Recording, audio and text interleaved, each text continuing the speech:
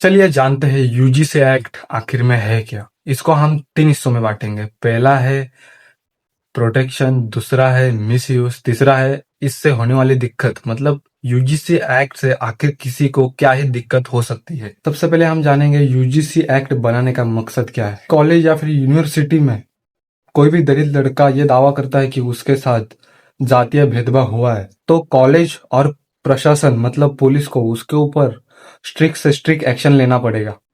और इसमें सुनवाई काफी तेज होती है ताकि विक्टिम को इंसाफ जल्दी मिले। अब हम जानेंगे इसका मिसयूज किस तरीके से हो सकता है। सबसे पहला है पर्सनल दुश्मनी। आप मान लो दो लड़कों में किसी बात के ऊपर दुश्मनी चल रही है या फिर झगड़ा चल रहा है।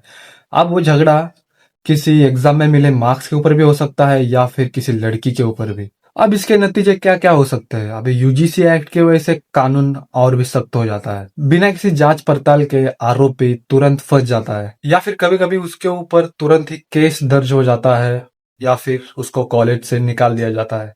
आप जानेंगे इसमें आखिर प्रॉब्लम क्या है। तो चलो मान ले कि किसी केस में वो लड़का दोषी निकल जाए तो यूसीजी एक्ट के अनुसार उस लड़के को कम से कम 10 साल की सजा होगी। जब तक ये साबित होगा कि वो बेगुनाह है तब तक उसका करियर और इज्जत दोनों भी डूब चुकी होगी।